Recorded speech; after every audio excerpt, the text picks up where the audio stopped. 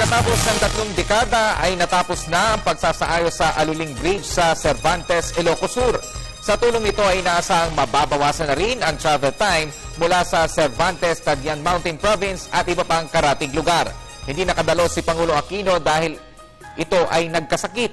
Ngunit naroon ang kapatid na si President Viel Aquino D upang humalili sa inaugurasyon ng Aluling Bridge. Ang karagdagang detalye ihatid sa atin ni Rocky Ignacio.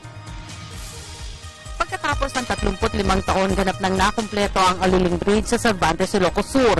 Hindi nakadalo si Pangulo Aquino sa inaugurasyon ng 180 linear meter na tulay.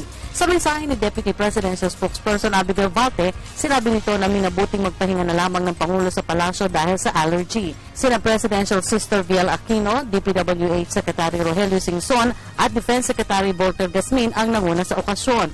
Personal na humingi ng paumanhin si Presidential Sister Viel sa hindi pagdalo ng Pangulo dahil nagising-an niya ito na wala ng boses. Hindi rin niya maipapabahagi sa inyo yung kanyang mensahe. Kaya ako na lang po ang maghahatid dito sa inyo.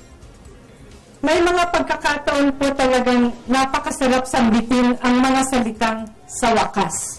Madalas ay nasasambit ito kapag may isang bagay na pagkatagal-tagal mong inabangan at kapag nariyan na talagang mapapabuntong hininga ka kasi tapos na ang paghihintay mo. Tumagal ang 190 million pesos Aluling Bridge dahil sa ilang kadahilanan katulad ng sinimulan, bahagi ng rumaragasang tubig baha. Ang Abra River din kasi nagsisilbing catch basin ng iba pang ilog sa upland areas ng Benguet at Mountain Province. Palagian sama ng panahon at mahirap na pagdadala ng construction equipment.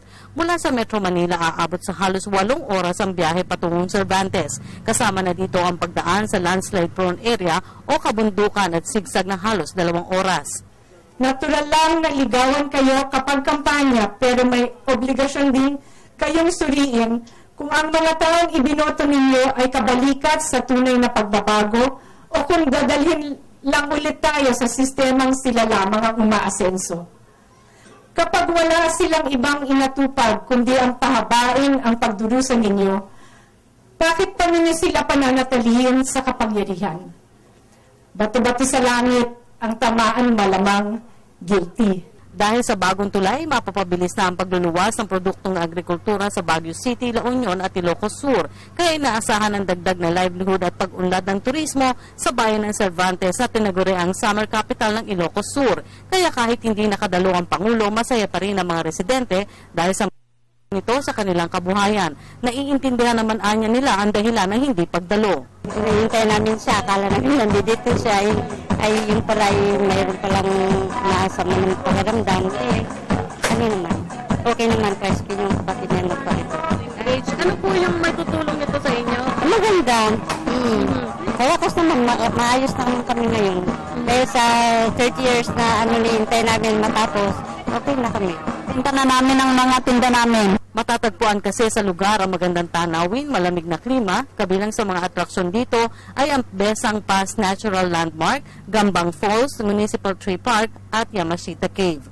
Ang pagtatapos ng Aluling Bridge pagkatapos ng halos 3 dekada ay patunay lamang ng pahayag ni Pangulo Aquino na walang dapat maiwan sa kaunlaran. Para sa Telebisyon ng Bayan, Rocky Ignacio, Cervantes, Ilocos Sur.